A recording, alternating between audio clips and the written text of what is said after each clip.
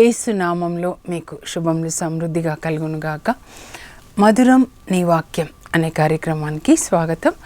ఈరోజు నుండి మనము తపస్కాల సందేశములు అనే అంశాన్ని ధ్యానించుకుందామండి.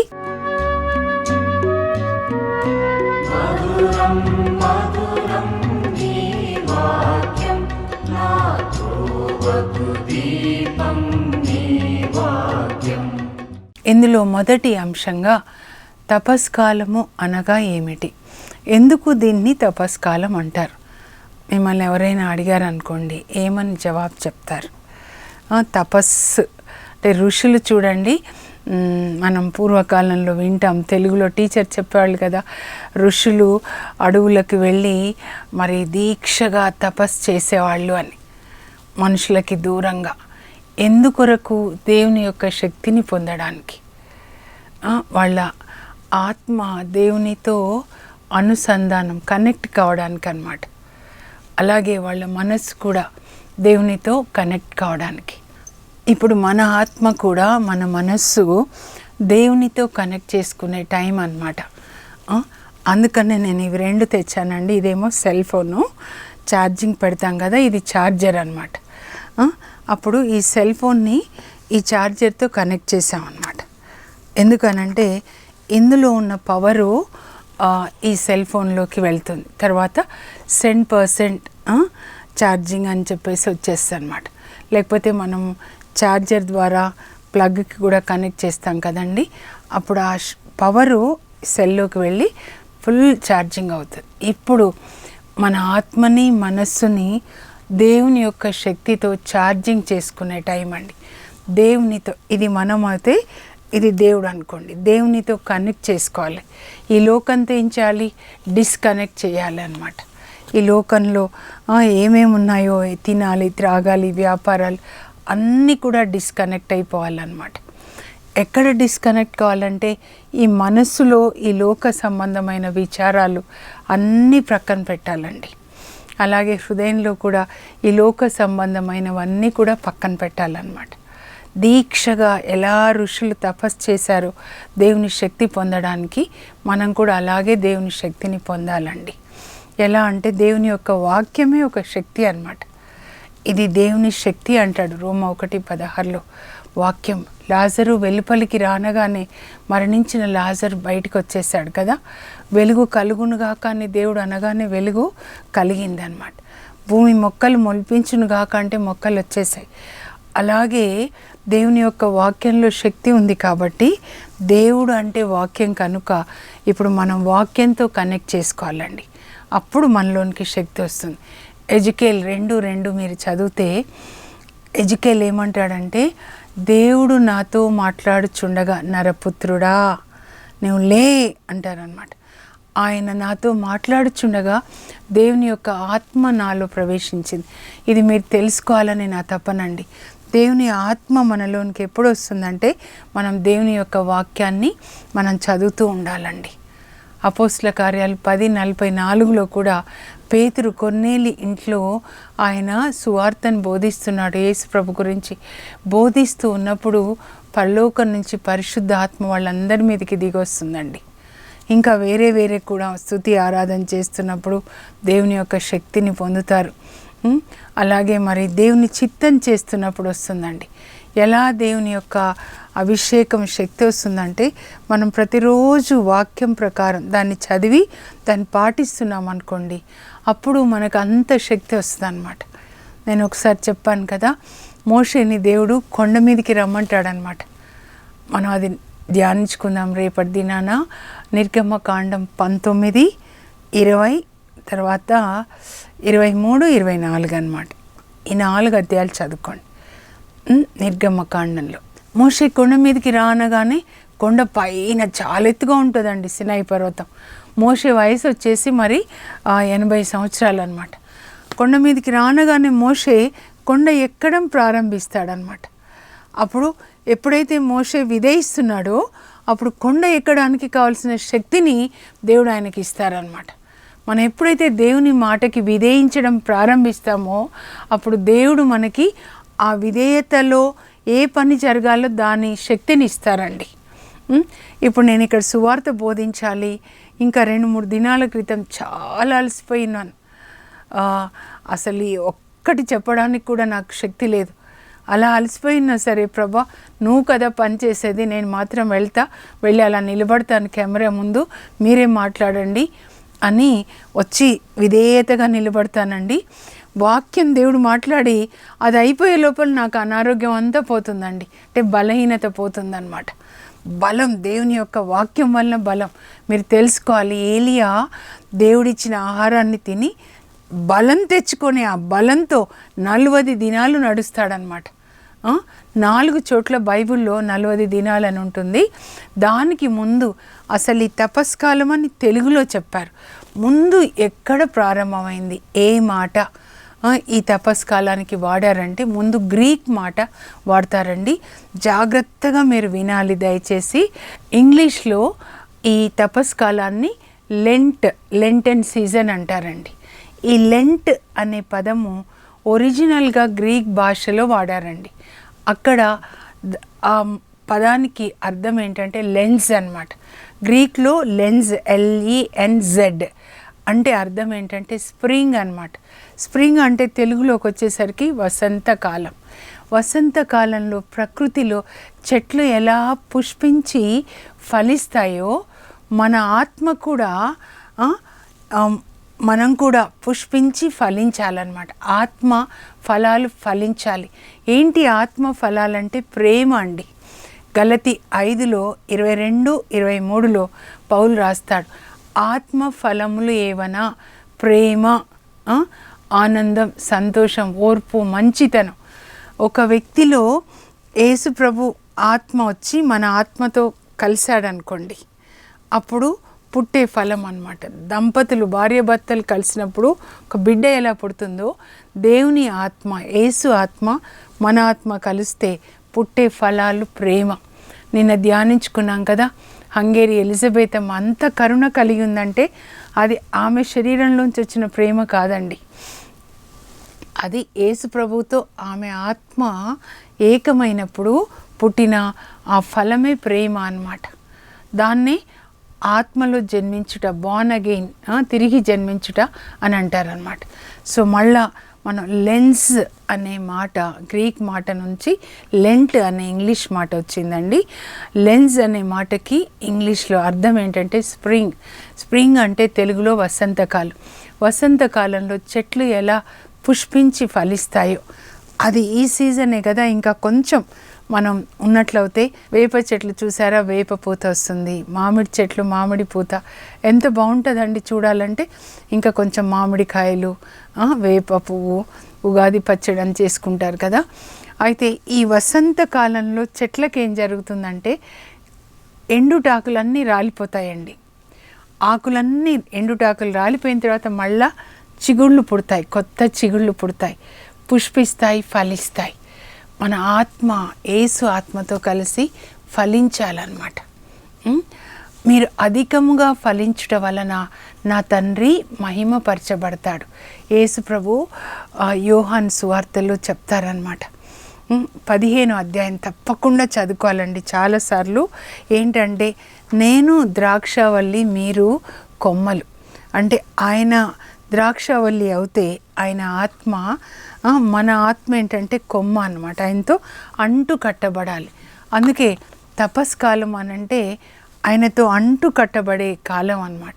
లేకపోతే ఆయన ఆత్మతో మన ఆత్మకి వివాహం జరిగే కాలం అన్నమాట.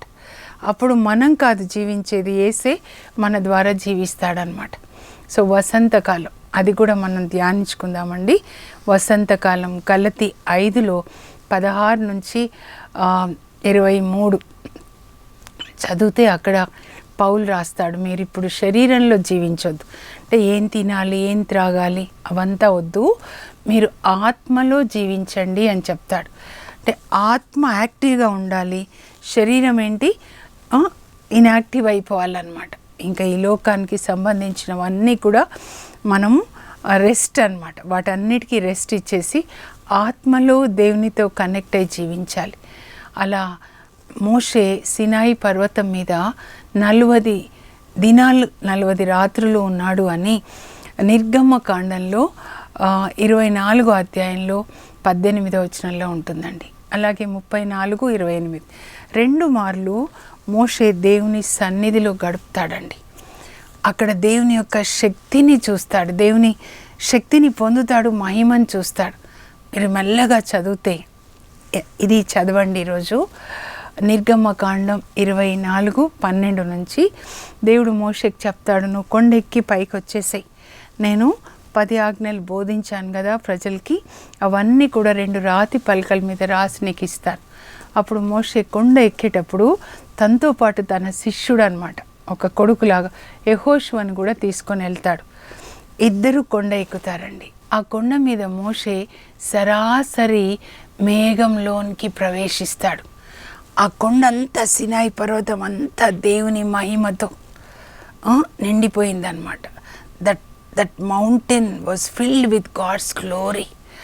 ఆ గ్లోరీలోనికి వెళ్ళిపోయాడనమాట. ప్రజలంతా కింద ఉన్నారు, ఏం తాగాలి, ఏం తినాలి అని ఉన్నారు. మోషే మాత్రము అందరినీ విడిచిపెట్టి కొండ మీద మేఘంలోనికి వెళ్ళిపోయాడు. అంటే దేవుడు అక్కడికి మేఘంలాగా వచ్చారు. ఆ మేఘంలోనికి మోషే వెళ్ళిపోయాడండి. 6 రోజులు అలా ఉంటాడు. 7వ రోజు దేవుడు ఆయనతో మాట్లాడతాడనమాట. ఆయనతో మాట్లాడుతున్నప్పుడు ఆయన అన్నీ రాస్తాడండి. ఇంకొక మారు కూడా కొండ మీదకి వెళ్తాడు, దేవుడు చెప్పినవన్నీ రాస్తాడు. అయితే దేవుణ్ణి ఒక్కటి అడుగుతాడండి మోషే ప్రార్థన.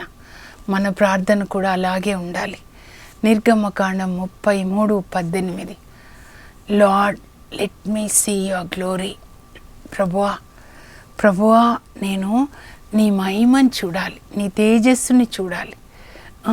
అప్పుడు దేవుడు ఆయనకి తన తేజస్సుని చూపిస్తాడండి. తన గుణాలేంటి కూడా చెప్తాడనమాట. నా మహిమను నీకు చూపిస్తాను, నా మంచితనాన్ని నేను నీ ముందు నేను సాగిపోయేలాగా చేస్తాను. మోషే ముందు మంచితనం, దేవుని మహిమ అంటే దేవుని మంచితనమేనండి. నిన్న హంగేరి ఎలిజబెత్ అమ్మ గురించి తెలుసుకున్నాం కదా, ఆమెలో ఎంత దేవుని మంచితనం అండి. ఇప్పుడు కూడా మనము అలాంటి మంచితనం, దేవుని మహిమ అంటే దేవుని యొక్క మంచితనమే. ఈరోజు మనం బ్రతికున్నాము. ఏదేది మీరు కలిగి ఉన్నారో నేను కలిగి ఉన్నాను, నేను ఇలా నిలబడ్డానంటే అది దేవుని యొక్క మంచితనం. ఊపిరి పీల్చుకుంటున్నాము, ఇలా చూస్తున్నాము కళ్ళతో, ఇలా చేతులు కదుపుతున్నాను అంటే దేవుని మంచితనం. దేవుడు మంచివాడు, దేవుడు ప్రేమ. కనుక మనం కూడా ప్రేమని పొంది ఛార్జింగ్ అని అంటే అర్థం ఏంటంటే దేవుని నుంచి మనం ఏం పొందాలంటే దేవుని యొక్క మంచితనాన్ని, దేవుని యొక్క ప్రేమని, ఆ ప్రేమని అందరికీ ఇవ్వాలన్నమాట.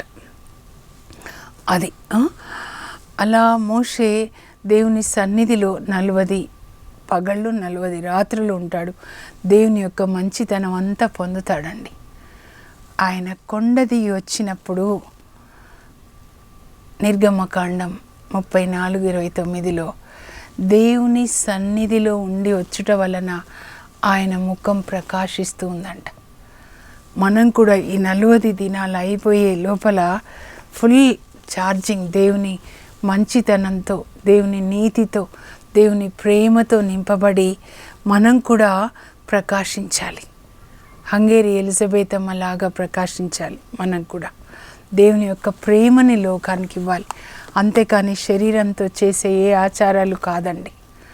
మన ఆత్మ దేవుని ఆత్మతో కనెక్ట్ అయిపోయి దేవుడు అనుకోండి, ఇదేమో పరిశుద్ధ ఆత్మ అన్నమాట, ఛార్జర్. పరిశుద్ధాత్మ ద్వారా మన ఆత్మ దేవునితో కనెక్ట్ అయిపోయి, మన మనస్సు కూడా దేవునితో కనెక్ట్ అయిపోయి దేవుని శక్తిని పొందాలి. కానీ శరీరంతో కొన్ని ప్రార్థనలు చేస్తూ ఇది తీసేసి మనసు నిండా ఈ లోకపు ఆశలు, హృదయం నిండా ఈ లోకం ఉన్నప్పుడు అప్పుడు దేవుని శక్తి మనం పొందలేమండి. మొత్తం 4 చోట్ల ఉంటుందండి 40 దినాలు అనేది అన్నమాట. బైబిల్లో బేస్ ఎక్కడ అంటే ఇదో ఇక్కడ నిర్గమకాండంలో 24:18, 34:28. ఆ తర్వాత ఏలియా అండి. ఏలియా 1 రాజులు 19వ అధ్యాయంలో 8వ వచనం. మీరు అవన్నీ రాసుకోనండి దయచేసి. అక్కడ ఏలియా జెజబెల్ రాణికి భయపడి ఆమె చంపేస్తా అంటది అనమాట. ఎందుకంటే ఏలియా కార్మెల్ కొండ మీద మరి బాలు ప్రవక్తల్ని 450 మందిని చంపేస్తాడండి. అప్పుడు ఆమెకు తెలిసి అంటుంది, ఈరోజు నువ్వు ఎట్లా నా ప్రవక్తని చంపావో, రేపు నేను చంపకపోతే నా దేవతలు నా ప్రాణాన్నే బలిగొందురు కాక. అప్పుడు 19వ అధ్యాయం ఏముంటుందంటే 1 రాజులు 19. ఏలియా రాణి మాటలకు భయపడి, జెజబెల్ రాణి భయపడి పారిపోతాడండి. ఒక రేగు చెట్టు కింద పడుకుంటాడనమాట, నిరాశ. ఇంకా ప్రభుని అడుగుతాడు, ప్రభా నా ప్రాణాలు తీసుకో ప్రభా ఇంకా. ఎందుకంటే ఆమెకు భయపడి ప్రభుని అడుగుతున్నాడు అనమాట. వీళ్ళు ఇజ్రాయేల్ ప్రజలు మీ బలిపీఠాలని కూల్చేశారు, మీ ప్రవక్తని చంపేశారు, నేనొక్కడే మిగిలిపోయాను, నన్ను కూడా నువ్వు నా ప్రాణాలు తీసేసుకో ప్రభా. అంత నిరాశ అనమాట. దైవజనులకి వచ్చే కష్టాలండి దేవుని పని మనం చేస్తున్నప్పుడు అనమాట. అప్పుడు ఆయన ఆ రేగు చెట్టు కింద నిద్రపోయాడంటే, రేగు చెట్టు ముళ్ళ చెట్టు కదండి, అంటే అన్ని బాధలు అనమాట, ఆయన చుట్టూ ముళ్ళు. అప్పుడు డిప్రెషన్లో ఉండి నిద్రపోతాడనమాట. నిరాశలో ఉన్న వాళ్ళు ఎక్కువసేపు నిద్రపోతారు, ఎందుకంటే రియాలిటీని యాక్సెప్ట్ చేయలేక అనమాట. లేస్తే మళ్ళీ ఆ బాధలే గుర్తొస్తాయని. కొంతమంది ఏమో సైతాన్ ఏం చేస్తాడంటే, నువ్వు తాగు నీ బాధలు మర్చిపోవడానికి ఇట్లాంటి ఆలోచనలు పెడతాడు, లేకపోతే నువ్వు చచ్చిపో. అట్లా ఎప్పుడు చేయకూడదండి. కానీ దేవుడు తన సేవకులను విడిచిపెట్టాడు. ఏలియా నివసించిందే దేవుని కొరకు. పరలోకం నుంచి దేవదూత ద్వారా ఆహారాన్ని పంపిస్తాడు, ఒక రొట్టెని, తర్వాత నీళ్లు పంపిస్తాడు. దేవదూత లేపుతాడు, లేచి భుజించు అంటే లేచి చూస్తే ఆయనకి రొట్టె కనబడుతుంది, తింటాడు. తర్వాత ముంతలో నీళ్ళు తాగి మళ్ళీ పడుకుంటాడు. ఎందుకంటే మళ్ళీ లేస్తే జెజబెల్ రాణి గుర్తొస్తుంది వాళ్ళు. అప్పుడు మళ్ళా దూత ద్వారా ఆహారాన్ని పంపిస్తారు. నువ్వు భుజించు, నువ్వు ఇంకా చాలా దూరం నడవాలి తెలుసా అన్నప్పుడు రెండోసారి భుజించిన తర్వాత బలం వస్తుందండి, ఇంకా ధైర్యం వచ్చేస్తుంది అనమాట. అప్పుడు ఆయన ఇంకా నిద్రపోడు. ఇంకా అప్పుడు దేవుడు పంపిన ఆహారాన్ని భుజించిన తర్వాత ఆయన లేచి 40 దినాలు నడిచి దేవుని కొండ అయిన సినాయి పర్వతం, హోరేబు కొండని చేరుకుంటాడు. సినాయి పర్వతానికి ఇంకో పేరు హోరేబు అనమాట. అప్పుడేమో మోషే, ఇప్పుడేమో ఏలియా అనమాట. ఇంకా మూడవది ఎప్పుడు అనంటే యోనా గ్రంథంలో అండి. అక్కడ నీనెవే ప్రజలు పశ్చాత్తాపడాలి అని, పశ్చాత్తాపాన్ని గురించి దేవుడు ఏ సందేశం ఇస్తారో యోనాకి అది ప్రజలకి బోధిస్తాడు. అప్పుడు రాజు, ప్రజలు, పశువులు కూడా, నరులు పశువులు కూడా 40 దినాలండి గోనె ధరించి బూడిద మీద కూర్చొని మరి 40 దినాలు వాళ్ళ పాపాలను ఒప్పుకుంటారండి. ప్రభా మమ్మల్ని మన్నించండి, మాకు తెలియదు ఇట్లా హత్యలు చేయడం తప్పు అని యుద్ధాలు చేసి మనుషులను చంపి యుద్ధంలో వాళ్ళు దోచుకుంటారు, ఒక దేశం తర్వాత ఇంకొక దేశాన్ని అనమాట. మన్నించండి అని దొంగతనాలు, హత్యలు చేశాం, తాగుడు, వ్యభిచారము, మమ్మల్ని మన్నించండి అని అన్ని పాపాలను ఒప్పుకొని వాళ్ళ దుష్కార్యాలని విడిచిపెడతారండి. అప్పుడు దేవుడు మరి తాను చెప్పినట్లుగా వాళ్ళని శిక్షించకుండా జాలిపడి మనసు మార్చుకొని వాళ్ళని మన్నిస్తారనమాట. అది కనుక దీన్ని పశ్చాత్తాపకాలం అనొచ్చు. తర్వాత 4వ మారు ఎక్కడ ఉంటుందంటే మత్తయి సువార్త 4వ అధ్యాయంలో ఉంటుందండి. 1-2 వచనాలు కానీ, లేదా లూకా సువార్త కూడా 4వ అధ్యాయం అన్నమాట. యేసు ప్రభు పరిశుద్ధాత్మని పొందిన తరువాత అప్పుడు ఆయన పరిశుద్ధాత్మ వలన ఎడారికి కొనిపోబడతాడు. పరిశుద్ధాత్మని పొందారు యేసు ప్రభు. ఎప్పుడు అనంటే 30 సంవత్సరాలు వాళ్ళ అమ్మ నాన్న దగ్గర ఉండి సెలవు తీసుకొని నజరేతు నుంచి, గలిలియా నుంచి యోర్దాను నదికి వస్తాడు. అక్కడ బాప్తిస్మ యోహాను బాప్తిస్మాలు ఇస్తుంటే ఈయన కూడా బాప్తిస్మం తీసుకుంటాడు. అప్పుడు బాప్తిస్మ యోహాన్ అంటారు, అమ్మో నేను మీకు బాప్తిస్మం ఇవ్వాలా, నేనే మీ నుంచి పొందాలంటే అలా కాదయ్యా, దేవుని చిత్తాన్ని మనం ఈ విధంగా నెరవేరుద్దాం. దేవుడి చిత్తం ఏంటంటే నేను మీ దగ్గర నుంచి బాప్తిస్మం తీసుకోవాలి. అప్పుడు బాప్తిస్మ యోహాను ఆయనకి బాప్తిస్మం ఇస్తాడు. ఆ తర్వాత యేసు ప్రభు నీటి నుంచి వెలుపలికి వచ్చి ప్రార్థిస్తుండగా పరలోకం తెరవబడి పరిశుద్ధాత్మ శరీర రూపంలో ఆయన మీదకి వస్తారు. అప్పుడు పరలోకం నుంచి పరలోక తండ్రి ఏం చెప్తారంటే, ఈయన నా ప్రియమైన కుమారుడు, ఇతని యందు నేను ఆనందిస్తున్నాను. ఇప్పటి వరకు ప్రతీది తల్లిదండ్రులకి లోబడి ఉండడం దేవుని చిత్తం చేశాడు. ఆ తర్వాత నీళ్ళలో మునగడం అంటే అర్థం ఏంటంటే, పరలోక తండ్రి, నాన్న నేను నా చిత్తానికి మరణిస్తున్నాను, స్వయం చిత్తానికి. నా శరీరం చెప్పినట్లు మనసు చెప్పినట్లు నేను చెయ్యను. ఈ శరీరాన్ని నువ్వు నాకు ఇచ్చావు నీ చిత్తం చేయడానికి, నేను నీ చిత్తానికి నన్ను సమర్పించుకుంటున్నాను. అది అండి బాప్తిస్మం యొక్క అర్థం అన్నమాట. ఇంకా ఆ బాప్తిస్మం తీసుకున్న తర్వాత ఇప్పుడు పరిశుద్ధాత్మ వచ్చారు. పరిశుద్ధాత్మే యేసు ప్రభుని సైతాన్చే శోధింపబడడానికి ఎడారికి తీసుకొని పోతారండి. అక్కడ యేసు ప్రభు 40 దినాలు ఉపవాసం చేస్తూ ఉండగా సైతాన్చే శోధింపబడతారు అని రాయబడి ఉంటుందండి. అయితే సైతాన్ తెచ్చిన 3 శోధనలు, ఒకటి శరీరానికి సంబంధించింది, తినాలి అని, ఇంకొకటి మరి లోకానికి సంబంధించింది, ఇంకొకటి మరి నేత్రాశకి సంబంధించింది. అన్నీ కూడా వాక్యం ద్వారా యేసు ప్రభు జయిస్తారండి. ఒక్కసారి మనము ఈ క్యాలెండర్, దైవార్చన క్యాలెండర్ కూడా చూద్దాము. ఎందుకంటే ఈ తపస్కాలం ఎన్ని రోజులు అనేది ఒకసారి చెప్తాను. ఇది 40 దినాలు ప్లస్ 6 ఆదివారాలు, అంటే 46 దినములండి. కానీ ఆదివారాల్ని మరి తపస్కాలంగా గణించారనమాట. ప్రతి ఆదివారము ఒక పండుగ, పునరుత్థాన పండుగ. కాబట్టి మీరు తెలుసుకోనండి, 40 దినాలు ప్లస్ 6 ఆదివారాలు అంటే మొత్తం 46 దినాలు. అది విభూది బుధవారం నిన్న కదా తో ప్రారంభమయ్యి పరిశుద్ధ శనివారంతో ముగుస్తుందండి. ఇందులో 7 బుధవారాలు కూడా ఉంటాయి. మొదటిది విభూది బుధవారం అన్నమాట. ఇవి మీరు జ్ఞాపకం ఉంచుకోనండి. ఒక్కసారి నేను మళ్ళా దైవార్చన క్యాలెండర్ ద్వారా మీకు 6 సీజన్స్ అన్నమాట మన క్యాలెండర్లో ధ్యానించుకుందాం. దైవార్చన క్యాలెండర్ 2024 చూడండి. ఇందులో 6 కాలాలు ఉంటాయండి. ఆగమన కాలం అంటే యేసు ప్రభు విచ్చేయ కాలం అన్నమాట, కమింగ్ ఆఫ్ క్రైస్ట్. అది క్రిస్మస్కి ముందు ఉన్న 4 ఆదివారాల కాలం అండి. తర్వాత క్రీస్తు జయంతి కాలం, క్రిస్మస్ నుంచి 3 రాజుల పండుగ వరకు అన్నమాట. ఆ తర్వాత సామాన్య కాలం అంటే ప్రత్యేకమైన పండుగలేమి, ఈవెంట్స్, యాక్చువల్గా ప్రత్యేకమైన ఈవెంట్స్ ఏమీ లేవు, అంటే ప్రత్యేకమైన సంఘటనలు అన్నమాట, నో స్పెషల్ ఈవెంట్స్. తర్వాత తపస్కాలం అండి. ఇది 46 రోజులు చెప్పాను కదా. 40 దినాలు ప్లస్ 6 ఆదివారాలు అండి. పరిశుద్ధ శనివారంతో ముగుస్తుంది అన్నమాట. అందులో చివర 3 రోజులు పాస్కా 3 నాళ్ళు అంటారండి. ఆ తర్వాత పునరుత్థాన కాలం 50 రోజులండి. పునరుత్థానం అంటే ఈస్టర్ కదా, ఈస్టర్ నుంచి పెంతెకొస్తు అన్నమాట. పెంట అంటే 50, కనుక ఇది 50 రోజులు అన్నమాట. ఇదేమో 46 రోజులు, అట్లా గుర్తుపెట్టుకోండి. ఇంకా పెంతెకొస్తు తర్వాత మిగిలినటువంటి కాలాన్ని సామాన్య కాలం అంటారండి. ఈ సామాన్య కాలంలో చివరి ఆదివారం క్రీస్తురాజు పండుగ అన్నమాట. అంటే యేసురాజు మన హృదయంలో రాజుగా పరిపాలిస్తాడు. ఆయన వాక్యము మనకి రాజశాసనంలాగా మనం పాటించాలి అన్నమాట.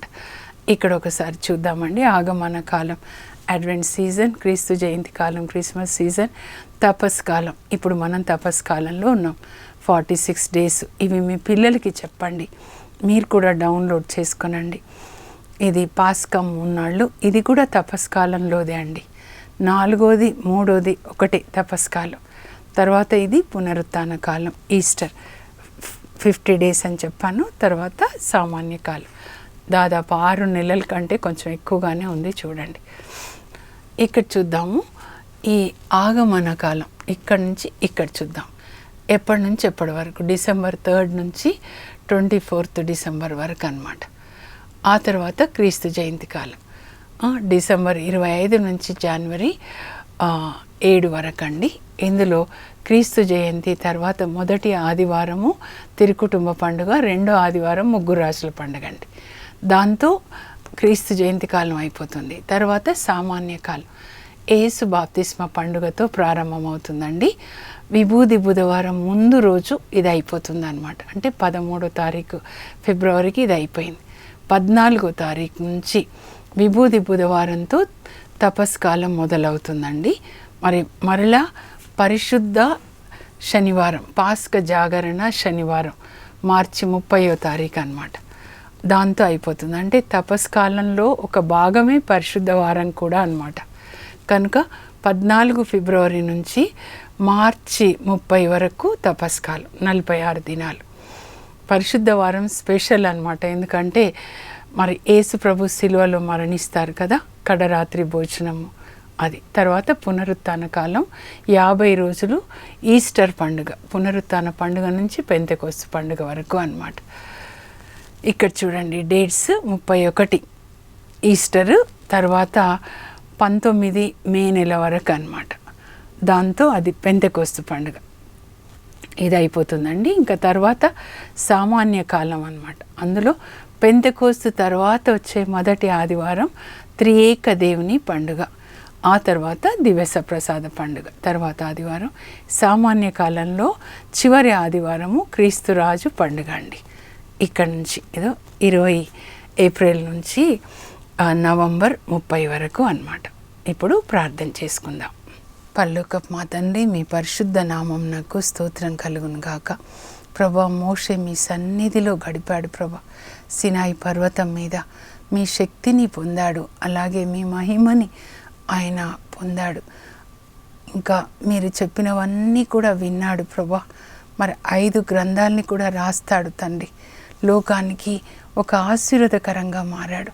మీ శక్తిని పొందాడు తండ్రి, మీ మహిమని పొందాడు, మీ స్వభావాన్ని, మీ ప్రేమని పొందాడు. నాయన ఆ కృప మాకు కూడా దయచేయండి. పరిశుద్ధ ఆత్మ దేవా, మమ్మల్ని దేవుని యొక్క శక్తితో నింపండి, మీ శక్తితో నింపండి. మేము బైబిల్ చదువుకొని తండ్రి ఆ వాక్యాన్ని చదువుతున్న వాక్యాన్ని విధేయించడానికి మాకు శక్తిని దయచేయమని యేసు ప్రభులాగా మమ్మల్ని మార్చండి. యేసు నామంలో అడుగుచున్నాం తండ్రి, ఆమేన్. ఈ 40 దినాలు మనం యేసు ప్రభు రూపంలోనికి మారాలండి. అది ఈ తపస్కాలం వెనకాల మన శ్రీ సభ యొక్క ఉద్దేశం. God bless you. Have a blessed day.